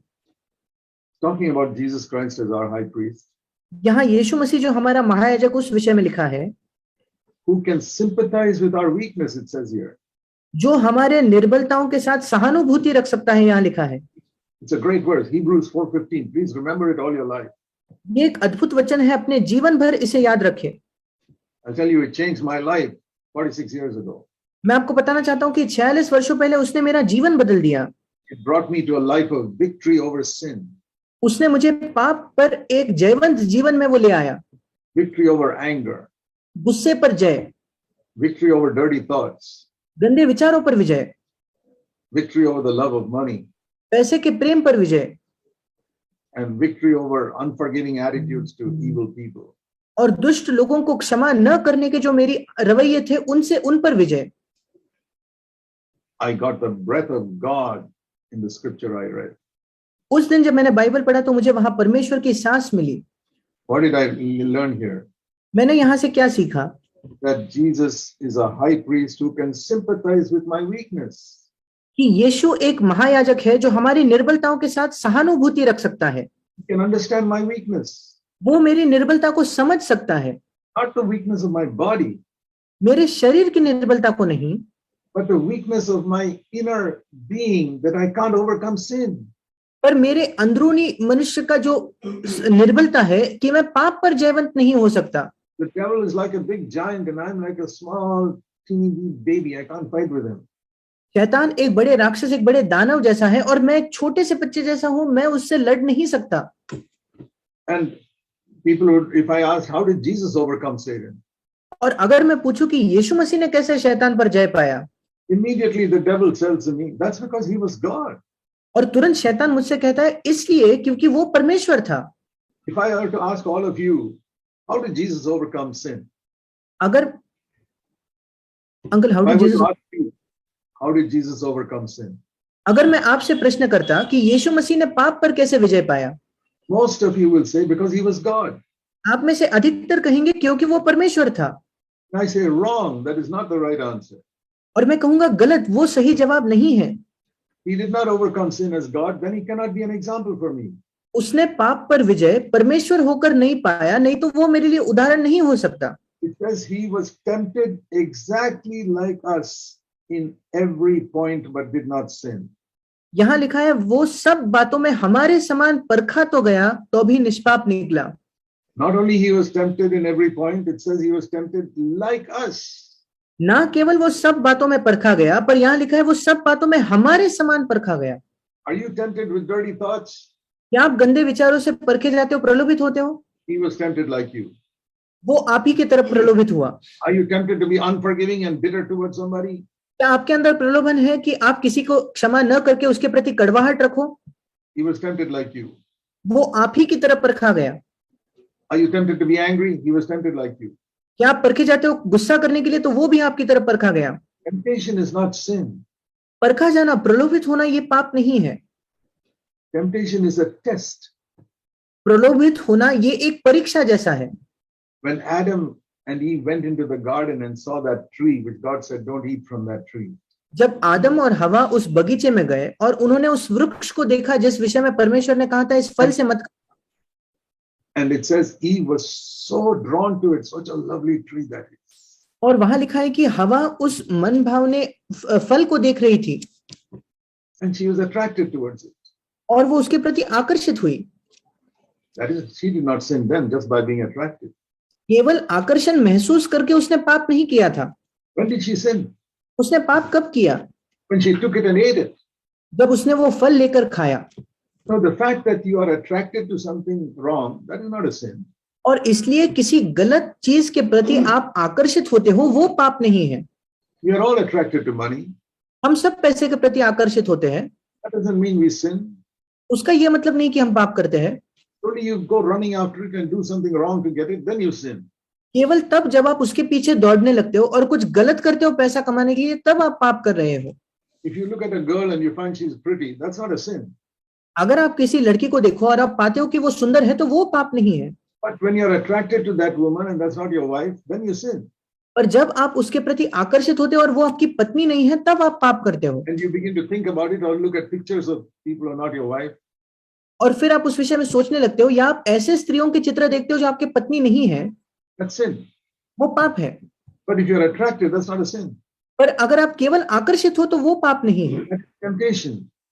वो प्रलोभन है। And you resist it, you become strong. और आप उसका विरोध करोगे तो आप ज्यादा मजबूत सामर्थ्य बनोगे। Jesus was tempted, but he did not sin. यीशु प्रलोभित हुआ, परखा गया, पर उसने पाप नहीं किया। Think of one of the worst sins is suicide. सोचकर देखिए, एक सबसे बदतर पाप जो है आत्महत्या करना। Was Jesus tempted to commit suicide? क्या कभी यीशु प्रलोभित हुआ आत्महत्या करने के लिए? There are many people who are tempted and who commit suicide. ऐसे कई लोग हैं जो प्रलोभित भी होते हैं और आत्महत्या भी करते हैं। And it says here Jesus was tempted in all points like us. पर यहाँ लिखा है कि यीशु मसीह हमारे समान सब बातों में परखा गया। We read in Matthew 4 that the devil tempted Jesus to jump from the roof of the temple. हम मत्ती 4 में पढ़ते हैं कि शैतान ने यीशु मसीह को प्रलोभित किया कि वो मंदिर के शिरोमणि से कूद जाए। That was to commit suicide. वो आत्महत्या करने के लिए कह रहा था। If he had done that, no angel would have protected him. He would have gone crashing down to the ground and died. अगर यीशु ऐसा करता तो कोई स्वर्गदूत उसकी रक्षा नहीं करने वाला था, वो नीचे गिरकर उसकी मृत्यु हो जाती। But he resisted it. पर उसने उसका विरोध किया। So such a terrible sin like committing suicide, he was tempted, but he did not sin. और इतना बदतर, इतना बुरा पाप आत्महत्या करना, उसमें भी यीशु की परीक्षा हुई पर उसने पाप नहीं किया। Okay, let us think of a worse sin than suicide. ठीक है, आत्महत्या करने से भी और बुरे पाप के विषय में हम सोचेंगे। What is that? वो क्या है? To worship the devil himself. शैतान की आराधना करना। I don't think any of you have been tempted to worship the devil. मुझे नहीं लगता आप में से कोई कभी प्रलोभित हुए शैतान की आराधना करने के लिए। I've never been tempted so badly to worship the devil. मैं कभी इतना ज्यादा प्रलोभित नहीं हुआ कि मैं शैतान की आराधना करने के लिए प्रलोभित हुआ हूँ। But do you know Jesus was tempted to worship the devil in Matthew 4? पर क्या आप जानते हो मत्ती 4 में यीशु खुद प्रलोभित हुआ शैतान की आराधना करने के लिए? To show us the worst possible sin. Satan tempted him even with that. हमें ये दिखाने के लिए कि सबसे बुरा पाप शैतान ने उससे भी यीशु मसीह को प्रलोभित किया। So what? Does that mean Jesus was bad? तो क्या इसका ये मतलब है कि यीशु मसीह बुरा था? He said, "Get away, Satan." उसने कहा, हे शैतान मुझसे दूर हो जा। They only worship God. हम केवल परमेश्वर की आराधना करते हैं। So what do we learn from that? और वहां से हम क्या सीखते He हैं? was tempted in every possible sin, the worst sins also, and he overcame. वो हर एक संभव पाप से परखा गया, सबसे बुरे पापों से भी, और उसके बावजूद वो उस जयवंत हुआ। And in Hebrews 4:15, when I read it one day, और जब एक दिन मैंने इब्रानियों 4:15 को पढ़ा, from the time I was born again, I read it for 16 years, I got nothing from it. मेरे नए जन्म से लेकर 16 वर्षों तक मैंने उसे पढ़ा था, पर मुझे उससे कुछ प्राप्त नहीं हुआ था। It was like Adam without any life. वो आदम के जैसा था जिसमें कोई जीवन नहीं है। But one day, पर एक 16 years after I was born again, मेरे नए जन्म के 16 वर्षों बाद the breath of God came into that verse. परमेश्वर की सांस उस वचन में आ गई। And suddenly I saw, oh, my Savior was tempted like me and never sinned. और अचानक मैंने देखा कि मेरा उद्धार करने वाला मेरे ही तरफ परखा गया और उसने कभी पाप नहीं किया। Then I read in Luke chapter 2, फिर मैंने लूका उसके दूसरे अध्याय में पढ़ा, why he did not sin. क्यों उसने पाप नहीं किया। Not because he was God. इस वजह से नहीं कि वो परमेश्वर था। He was God, but he did not use that power to overcome sin. वो परमेश्वर तो था, पर उसने उस सामर्थ का इस्तेमाल नहीं किया पाप पर विजय पाने के लिए। Luke 2 and verse 40 talks about from his childhood how he was. लूका 2 उसके 40 वचन में ये लिखा है कि यीशु मसीह अपने बचपन से कैसा था। It says, as a child, he continued to grow and become strong. और वहां लिखा है जब वो बालक था वो बढ़ता गया और बलवंत होता गया, And he increased in wisdom. और वो बुद्धि से परिपूर्ण होता गया। Now see this. अब इसे देखें, The grace of God was upon him. और परमेश्वर का अनुग्रह उस पर था। It's like an umbrella over him, the grace of God. वो एक छाते के जैसे थी जो उस पर थी, परमेश्वर का अनुग्रह। If you're walking in the rain, a lot of people walking in the rain, but you got an umbrella. अगर आप बारिश में चल रहे हो और कई लोग बारिश में चल रहे हैं पर आपके पास एक छाता है, You never get wet. All the others get wet. आप कभी गीले नहीं होंगे, बाकी सब लोग गीले हो जाएंगे, भीग जाएंगे, You got an umbrella over you. क्योंकि आपके ऊपर एक छाता है। Grace is like that. अनुग्रह बिल्कुल ऐसा है। When grace is over you, जब अनुग्रह आपके ऊपर होता है, sin can be falling all around you, temptation, it won't touch you. पाप आपके ऊपर गिर सकता है, प्रलोभन चारों ओर से आप पर गिर सकता है, पर वो आपको छुएगा नहीं। All the others who don't have the umbrella of grace, they are just falling into sin all the time. बाकी सारे लोग जिनके पास वो अनुग्रह का छाता नहीं है, वे निरंतर पाप में गिरते रहते हैं। When you fall into sin, you must say, I don't have the umbrella of grace at this time. That's why I'm getting wet with sin. जब आप पाप में गिर जाते हो तो आपको ये कहना चाहिए कि इस समय मेरे पास वो अनुग्रह का छाता है नहीं, इसलिए मैं पाप की वजह से भीग गया। Romans 6:14 again. फिर एक बार Romeo 6:14, When you are under grace, sin cannot rule over you. जब आप अनुग्रह के अधीन, अनुग्रह के नीचे हो तो पाप आप पर प्रभुता नहीं कर पाएगा। Under grace means grace is over you, अनुग्रह के अधीन होना मतलब अनुग्रह आपके ऊपर है, like an umbrella. एक छाते के समान। Like saying when the umbrella is over you, you don't get wet with the rain. ये बिल्कुल इस जैसा है कि हम कहें कि जब छाता आपके ऊपर होता है तो आप गीले नहीं होते बारिश में भी। It can be pouring rain all around you, बाहर बहुत तेज बारिश क्यों ना हो रही हो, but you got a big umbrella, not one drop falls on you. पर आपके पास एक बड़ा छाता है और एक बूंद भी आप पर नहीं गिरती। That is what grace does. ये अनुग्रह करता है। Why doesn't everybody have it? फिर हर एक व्यक्ति के पास ये क्यों नहीं है? God gives that umbrella to only some people. परमेश्वर वो छाता केवल कुछ ही लोगों को देता है। This is an umbrella that God gives. Grace is God's gift. ये वो छाता है जो परमेश्वर देता है, अनुग्रह परमेश्वर का वरदान है। You don't have to pay money for it. आपको उसके लिए पैसा चुकाने की जरूरत नहीं। You don't have to pray for 3 hours for it. आपको 3 घंटे उसके लिए प्रार्थना करने की आवश्यकता नहीं, but you have to be humble. पर आपको नम्र होना होगा। You read that in 1 Peter 5:5. God gives his grace to the humble. हमने पहला पत्रस 5 उसके 5 में पढ़ा कि परमेश्वर नम्र लोगों को अपना अनुग्रह देता है। God looks over all the world to see who all Christians are really humble. He gives them the umbrella of grace. परमेश्वर पूरी संसार में देखता है कि मसीहों में से कौन कौन नम्र है और उन्हें वो अनुग्रह का छाता देता है। And they never get wet with sin. और वे कभी पाप के द्वारा गीले नहीं होते, भीगते नहीं। But after some time they may become proud. Oh, I'm not sinning. पर कुछ समय बाद शायद वे घमंडी हो जाते हैं कि अब तो मैं पाप भी नहीं। Then God removes the umbrella. और फिर परमेश्वर उस छाते को निकाल लेता है। Next moment they have fallen into sin, even though they had an umbrella for 2-3 years. अगले क्षण वे पाप में गिर जाते हैं, इसके बावजूद कि पिछले 2-3 वर्षों से उनके पास छाता था। We have to remain humble all the time to have this umbrella of grace over us. हमें निरंतर नम्र बने रहना है अगर हम चाहते हैं कि ये अनुग्रह का छाता हमारे ऊपर बना रहे। Because the promise of God is absolute in Romans 6:14. क्योंकि परमेश्वर का जो वायदा है वो पूरा पूरा है। When you're under the umbrella of grace, it says there sin cannot rule you.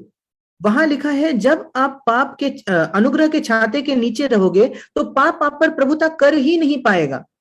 Can you imagine what your home life will be like if you never speak one angry word for 365 days of the year?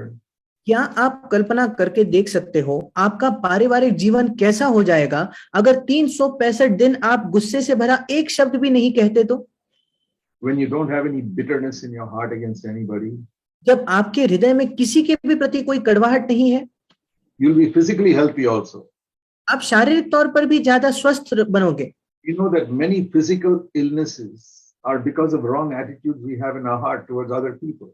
क्या आप जानते हो ऐसे कई शारीरिक बीमारियां हैं जो केवल इस वजह से होती है क्योंकि हमारे हृदयों में लोगों के प्रति गलत रवैया है। I'll tell you, I stand before God and I say this truth. मैं आपको कहना चाहता हूं, मैं परमेश्वर के सामने खड़ा होकर यह सत्य कह रहा हूं। I am more afraid today of sin than of sickness. मैं आज पाप से ज्यादा डरता हूं, बीमारी से भी ज्यादा। It was not like that early days. शुरुआती दिनों में ऐसा नहीं था। Can you tell me honestly, looking at me, that you are more afraid of sin than you are of sickness? क्या आप मुझे देखकर ईमानदारी से कह सकते हो कि आप पाप से, बीमारी से भी ज्यादा डरते हो पाप से? I'm not afraid of cancer, but I'm afraid of sin. मुझे कैंसर का डर नहीं लगता, पर मुझे पाप का डर लगता है। I don't mind getting cancer, but I don't want to sin even once. मुझे Not even in my thoughts. मुझे कैंसर हो जाए मुझे कोई परवाह नहीं, पर मैं पाप नहीं करना चाहता एक बार भी, मेरे विचारों में भी नहीं। Because cancer can only touch my body, it cannot touch my spirit. क्योंकि कैंसर तो केवल मेरे शरीर को छू सकता है, वो मेरी आत्मा को नहीं छू सकता। How many of you can say that honestly? आप में से कितने लोग ईमानदारी से ये कह सकते हो? I am not afraid of sickness. मैं बीमारी से नहीं डरता। I'll be careful to avoid sickness, that's okay. मैं सतर्क रहूंगा कि मैं बीमारी से दूर रहूं, सावधान रहूंगा, वो ठीक है। I don't want to develop bad food habits that will increase my blood pressure and give me diabetes and all that. मुझे खाने की गंदी आदतें नहीं लगानी है जहां मुझे डायबिटीज हो जाता है, मेरा ब्लड प्रेशर बढ़ जाता है। But I'm not afraid of sickness. पर मैं बीमारी से डरता नहीं। But one sin, one bad word comes out of my mouth, I have to repent. पर एक पाप, एक गलत शब्द मेरे मुंह से निकलता है, मुझे मन फिराना है। And if I speak one rude word, immediately I have to go and apologize to that person. I'm sorry. Please forgive me for what I said. और अगर मैं एक भी कठोर शब्द का या रूड शब्द का इस्तेमाल करता हूं तो मुझे तुरंत उस व्यक्ति के पास जाकर माफी मांगनी है कि मुझे माफ करो जो मैंने कहा उसलिए।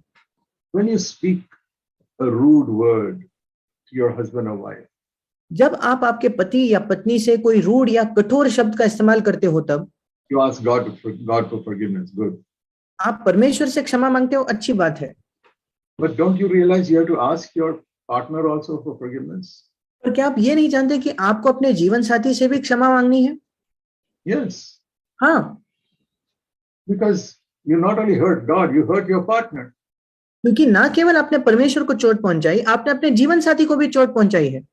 But when do you ask for forgiveness? आप कब क्षमा मांगते हो? Supposing a thorn has got into your foot. सोच कर देखिए, एक कांटा अगर आपके पैर में चुभ जाए तो Penetrated your foot. आपके पैर के वो भीतर चुभ चुका है। When will you take it off? आप कब उस कांटे को निकालोगे? You will keep it there for 2-3 days? क्या आप 2-3 दिन कांटा वहीं रहने देते हो? You keep it there for 2-3 minutes? क्या आप 2-3 मिनट कांटे को वहीं रहने देते हो? Why do you take it out immediately when a thorn gets into your foot? आप तुरंत क्यों उस कांटे को निकालते हो जैसे ही आपके पैर में वो चुभता है तब? Because it's going to harm you. क्योंकि उससे आपको ज्यादा चोट पहुंचने वाली है। You get rid of it. आप तुरंत उसे निकाल देते हो। You put it out immediately. आप तुरंत बाहर उसे निकालते हो। That's how we must ask forgiveness from somebody you hurt with your words. हमें लोगों से वैसे ही क्षमा मांगनी है अगर हमने अपने शब्दों के द्वारा किसी को चोट पहुंचाई है तो। If you hurt your husband or wife with some words, you must not even wait 1 minute to ask forgiveness. You must ask immediately. अगर आपने आपके पति या पत्नी को शब्दों के द्वारा चोट पहुंचाई है तो हमें 1 मिनट भी इंतजार नहीं करना है क्षमा मांगने का। Why don't we do it? हम ऐसा क्यों नहीं करते? Because we are so proud. That's the only reason. क्योंकि हम इतने घमंडी है और ये इकलौता कारण है। A humble person will do it immediately. एक नम्र व्यक्ति तुरंत ये करेगा। Now all of you may think you're very humble, but here is the test of your humility. How quickly do you ask for forgiveness? अब आप में से शायद सब समझते हो कि आप बड़े नम्र हो, पर यहाँ हमारी नम्रता का परखना है कि आप कितना जल्दी किसी से माफी मांगते हो। Okay, a thorn is a bad thing. ठीक है, एक कांटा तो एक बुरी बात है। Let me tell you something much simpler than that. मैं उससे भी साधारण बात आपको कहना चाहता हूँ। Small ant has come onto your hand and is biting you. एक छोटी चींटी आपके हाथ पर आकर आपको काट रही है। That's not going to kill you. उससे तो आपकी मौत नहीं होने वाली। But that's inconvenient, an ant biting you. पर वो आपको सुविधाजनक नहीं है क्योंकि वो चींटी आपको काट रही है। How long will you keep watching that ant biting your hand? Tell me. कितना समय आप देखते रहोगे कि हाँ ये चींटी मेरे हाथ को काट रही है? Not even 1 second. 1 सेकंड भी नहीं। You'll flick it off even though it's not killing you. आप तुरंत उसे झटक दोगे यद्यपि वो उससे आपकी मौत नहीं होने वाली। Do you look at hurting your wife like that? क्या अपने पत्नी को चोट पहुंचाना आप इसी तरीके से देखते हो? It is worse than an ant biting your hand. एक चींटी आपके हाथ को काटे इससे ज्यादा बदतर है वो। When you speak a rude word to your husband or your wife, जब आप आपके पति या पत्नी से किसी कठोर शब्द का इस्तेमाल करते हो तब, and you keep on biting, keep on biting, keep on biting, और आप काटते ही रहते हो, काटते ही रहते हो, काटते ही रहते हो। are you a Christian or an animal? आप मसीही हो या जानवर हो? Animals are like that. Have you seen dogs fighting? जानवर ऐसे होते हैं। क्या आपने कुत्तों को कभी झगड़ते हुए देखा है? The only thing worse than dogs fighting is when I see a husband and wife fighting. कुत्तों के झगड़े से एक ही मैंने और बुरी और बदतर बात देखी है जब मैं पति पत्नी को लड़ते हुए देखता हूँ। Just like dogs. बिल्कुल कुत्तों के जैसा। And some of them call themselves Christians. और उनमें से कुछ अपने आप को मसीही कहते हैं। Their bank account of grace is 0. उनके अनुग्रह का बैंक खाता 0 है बिल्कुल। Why? क्यों? Because they are proud. क्योंकि वे घमंडी है। Let me ask you, husbands and wives, a question. मैं आप पति पत्नियों से एक प्रश्न करना चाहता हूँ। Have you ever knelt down before God and said, Lord, thank you for giving me my wife or my husband? क्या आपने कभी प्रभु के सामने अपने घुटने टेक कर कहा है कि प्रभु आपका धन्यवाद कि आपने मुझे ये पति या ये पत्नी दी? You say, but she is not a very good wife. आप कहते हो पर वो एक बहुत अच्छी पत्नी तो नहीं है। But you're a much worse husband. You don't deserve a good wife. पर आप तो उससे भी ज्यादा बदतर पति हो। आप इस योग्य नहीं कि आपको अच्छी पत्नी मिले। You think you're very good. आप सोचते हो कि आप बहुत अच्छे हो। Everybody in the world thinks they are very good, and the problem is with everybody else. संसार में हर कोई यही सोचता है कि वो खुद तो बहुत अच्छा है और समस्या सब दूसरों से है। One day God opened my eyes. एक दिन परमेश्वर ने मेरी आंखें खोल दी। Just like he opened Paul's eyes. जैसे उसने पौलुस की आंखें खोली थी। And Paul said in 1 Timothy 1:15, और पौलुस ने 1 तीमुथियुस 1:15 में कहा, I am the greatest sinner in the whole world. इस पूरे संसार में सारे पापियों में सबसे मैं बड़ा हूं। 1 Timothy 1:15. 1 तीमुथियुस 1:15। You have read it. आपने इसे पढ़ा है। But the breath of God is not coming to you through it. पर परमेश्वर की श्वास उसके द्वारा आपके अंदर नहीं आई है। One day the breath of God came to me through that verse and I saw I am the greatest sinner of all. एक दिन परमेश्वर की सांस उस वचन के द्वारा मेरे अंदर आ गई और मैंने भी ये देखा कि सब पापियों में से मैं सबसे बड़ा हूं। Not my wife, मेरी पत्नी नहीं, not that difficult brother, वो कठिन भाई नहीं, not all those difficult neighbors or my boss in the office. मेरे जो सारे कठिन पड़ोसी है या मेरा बॉस है वो भी नहीं। The breath of God showed me I am the chief of all the sinners. परमेश्वर के सांस ने मुझे दिखाया कि सारे पापों का मुखिया मैं हूं। Yeah, I can tell you honestly, God breathed that breath into that verse one day and I saw myself. हाँ, मैं आपको बिल्कुल ईमानदारी से कह सकता हूं कि एक दिन परमेश्वर ने अपनी सांस उस वचन में फूकी और मैं ये अपने बारे में देखने लगा। Two things happened after that. उसके बाद दो चीजें हो गई। One, I was so thankful to God that He had forgiven me, the worst sinner of all. एक तो मैं प्रभु के प्रति इतना धन्यवादी हो गया कि उसने मुझ सबसे बदतर पापी को क्षमा किया। I say, Lord, I'm so thankful. I'll serve you the rest of my life. मैंने कहा, प्रभु मैं इतना धन्यवादी हूं, मैं अपने बचे हुए जीवन भर तेरी सेवा करूंगा। The second was it made me merciful to other people who do wrong things. और दूसरी बात, उसने मुझे दयावान बनाया दूसरों के प्रति जो गलत बातें करते हैं। That is the two arms of the cross. और क्रूस के अंदर वो दो लकड़ियां हैं। Deeply thankful to God and merciful to one another. लकड़ी मतलब परमेश्वर के प्रति बहुत गहराई से धन्यवादी होना और दूसरी लकड़ी मतलब एक दूसरे के प्रति दया दिखाना। You need the breath of God to come into 1 Timothy 1:15 when you read it. आपकी आवश्यकता है कि परमेश्वर की सांस पहला तिमुथियुस 1:15 में आ जाए जब आप उसे पढ़ोगे। Then you'll be an overcomer. फिर आप जयवंत बनोगे।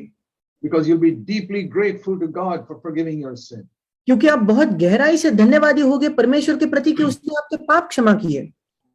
When Jesus rose from the dead, जब यीशु मसीह मरे हुओं में से उठा, I think it must have been a tremendous honor to be the first human being to see Jesus risen from the dead. मुझे लगता है ये बड़े आदर की बात होगी कि आप पहले मनुष्य होते हो, पहले व्यक्ति होते हो जिसने यीशु को मरे हुए से जी उठते हुए देखा। So if God had asked you, और इसलिए अगर परमेश्वर आपसे पूछता, I used to think that.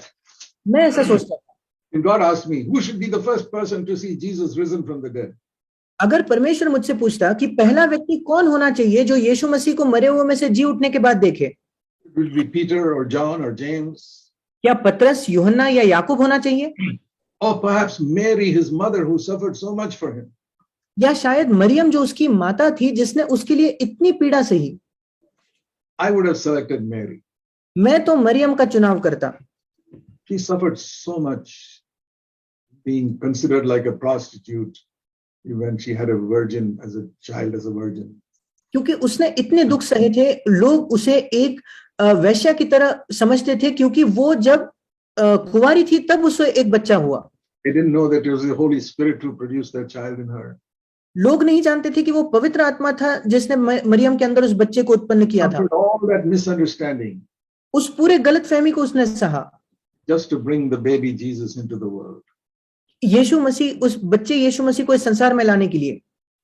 And she lived such a good life. और वो इतना अच्छा जीवन जी।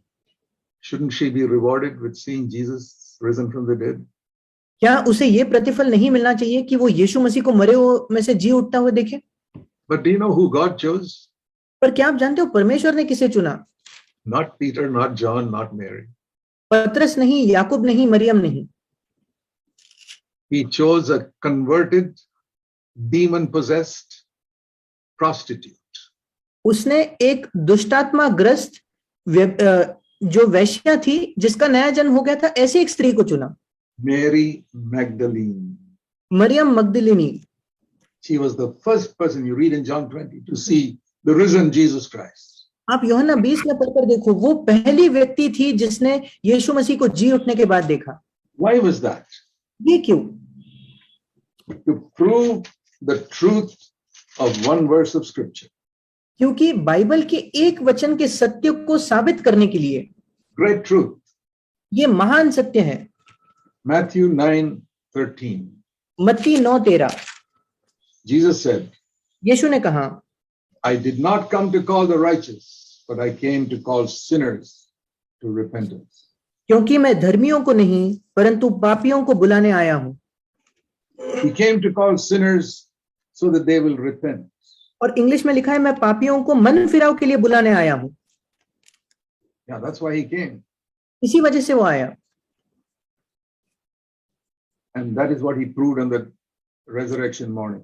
और यही उसने पुनरुत्थान की सुबह साबित भी किया. If you recognize that you are the greatest sinner of all, अगर आप ये पहचानते हो कि आप सबसे बड़े पापी हो, you say, I haven't killed anybody, आप कहते हो मैंने अब तक किसी का खून नहीं किया, I haven't committed adultery. मैंने व्यभिचार नहीं किया. We don't see sin as seriously as God sees it. हम पाप को उस गंभीरता से नहीं देखते जिस गंभीरता से परमेश्वर उसे देखता है. I look at it like this. मैं उसे ऐसा देखता हूं, Every sin that I commit after being born again is like 1,000 sins committed before that. मेरे नए जन्म के बाद मैंने किया हुआ हर पाप मेरे नए जन्म से पहले किए हुए पाप के 100 गुना 1000 गुना ज्यादा है. If I tell one lie as a believer, एक विश्वासी होने के बाद अगर मैं एक झूठ कहूं तो that's like an unbeliever telling 1,000 lies. ये बिल्कुल वैसा है कि एक अविश्वासी 1000 झूठ बोले. If I hate one person as a believer, it's like an unbeliever hating 1,000 people. अगर मैं विश्वासी होने के बाद एक व्यक्ति से घृणा करता हूं तो वो एक अविश्वासी के 1000 लोगों की घृणा करने जैसा हो गया. That is why I see myself as the chief of sinners.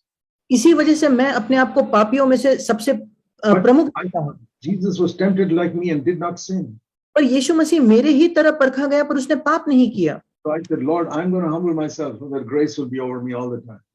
और मैं कहता हूं इसलिए प्रभु मैं अपने आप को नम्र करना चाहता हूं ताकि अनुग्रह निरंतर मेरे ऊपर बना रहे. What happened? क्या हुआ? We don't get angry. हम गुस्सा नहीं होते, Don't get dirty thoughts. हमें गंदे विचार नहीं आते. Our home life becomes a foretaste of heaven. हमारा पारिवारिक जीवन स्वर्ग को चखने जैसा बन जाता है. That is God's will for you. ये परमेश्वर की आपके लिए इच्छा है.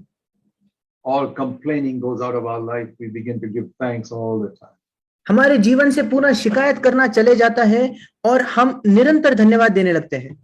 There's not a single human being whom I have not forgiven who has hurt me. एक भी मनुष्य नहीं है जिसको मैंने क्षमा नहीं की होगी जिसने मुझे चोट भी पहुंचाई क्यों ना हो. I have forgiven everyone. मैंने सबको क्षमा कर दिया. I want to be good to everyone. मैं सबके प्रति अच्छा रहना चाहता हूं. I don't want to have the smallest grudge in my heart against anybody in the world. मेरे हृदय में किसी के भी प्रति छोटी से छोटी कड़वाहट या गलत भावना में नहीं रखना चाहता. I don't want to owe 1 rupee to anybody in the world. मैं संसार में किसी का भी 1 रुपए का भी कर्जदार नहीं होना चाहता. Grace has come over my life. अनुग्रह मेरे जीवन के ऊपर आ चुका है. And what is it? It can come over your life too. और वो आपके जीवन पर भी आ सकता है. The Lord has shown me, always choose to go down and humble yourself. प्रभु ने मुझे दिखाया है कि हमेशा यही चुनाव करो कि आप नीचे जाओ और अपने आप को नम्र करो. I would leave that with you. Think of that. और मैं इन बातों को आपके साथ छोड़ रहा हूं, आप इन विषय में सोचें. Thank you for listening to me for 1.5 hours. और 1.5 घंटे से मुझे सुनने के लिए धन्यवाद. 90 minutes, that's a long time. 90 minute ये एक लंबा समय होता है. I'm sorry, I didn't even know it took so long. मुझे माफ कर दीजिए, मैं जानता भी नहीं था कि इतना समय हो चुका है. But I see all your smiling faces that you're not sleeping, so it's good. पर मैं आप सबके मुस्कुराते चेहरे देख रहा हूं कि आप सो नहीं रहे और ये अच्छा है. Thank you for your patience. आपके धीरज के लिए धन्यवाद. I hope that beyond my words, the breath of God will come with those words into your heart. मैं आशा करता हूं कि मेरे शब्दों से भी आगे जाकर परमेश्वर की सांस आपके हृदय में उन शब्दों के द्वारा आए. It will change your life like it changed mine. फिर वो आपके जीवन को बदल देगा जैसे उसने मेरे जीवन को बदल दिया. God bless you all and God bless your families. परमेश्वर आप सबको आशीष दे और आपके परिवारों को भी. And make you like a light in this dark world. और इस अंधकार भरे संसार में आपको ज्योति के समान बनाए. With a burning passion to live for Jesus Christ. जहां आपके अंदर एक ज्वलंत तीव्र इच्छा है कि आप यीशु के लिए जियो. I have a burning passion in my heart to live more and more for Christ. मेरे अंदर एक ज्वलंत इच्छा है कि मेरे जीवन में मैं अधिक और अधिक यीशु के लिए जीऊं. Be more and more pure. मैं अधिक और अधिक शुद्ध बनूं. To be more and more loving. मैं अधिक और अधिक प्रेम करने वाला बनूं. To be a blessing to every single person I meet on this earth. कि मैं इस संसार के हर एक व्यक्ति के लिए आशीष बनूं जिससे मैं मिलता हूं. Not just 1 or 2 people here and there. केवल 1 या 2 लोग यहाँ वहां, केवल वो नहीं. Every person I meet, I want to be a blessing. हर एक व्यक्ति जिसे मैं मिलता हूं मैं एक आशीष बनना चाहता हूं. You pray that prayer too. आप भी ऐसी प्रार्थना करें. God needs many people in North India especially. परमेश्वर के उत्तर भारत में विशेष करके कई लोगों उसे चाहिए. There are so many Christians in the Tamil speaking, Malayalam speaking, Telugu speaking areas of India. और भारत के तमिल बात करने वाले, मलयालम बात करने वाले, तेलुगु बात करने वाले प्रदेशों में कई लोग, कई मसीही हैं. But among Hindi speaking people, there are so few Christians. पर हिंदी बात करने वाले लोगों के बीच इतने कम मसीही हैं. But you are there. पर आप वहां हो. You have to be like a light. आपको एक ज्योति के समान बनना है. Draw them to the Lord. कि आप उनको प्रभु की ओर आकर्षित करो. I'll stop here, otherwise I might go on for another 1 hour. मैं यहाँ रुकूंगा, नहीं तो मैं और 1 घंटा जारी रखूंगा. God bless you all. परमेश्वर आप सबको आशीष दे. Let's pray. हम प्रार्थना करेंगे. Heavenly Father, स्वर्गीय पिता, I pray that these words will become living and God breathed to everyone. मैं प्रार्थना करता हूं कि ये शब्द जीवित हो और परमेश्वर की सांस उनमें आ जाए, सब हर एक के लिए. Bless these dear brothers and sisters and their families. इन प्रिय भाइयों बहनों और उनके परिवारों को आप आशीष दीजिए. In Jesus' name. यीशु के नाम से. Amen. आमीन.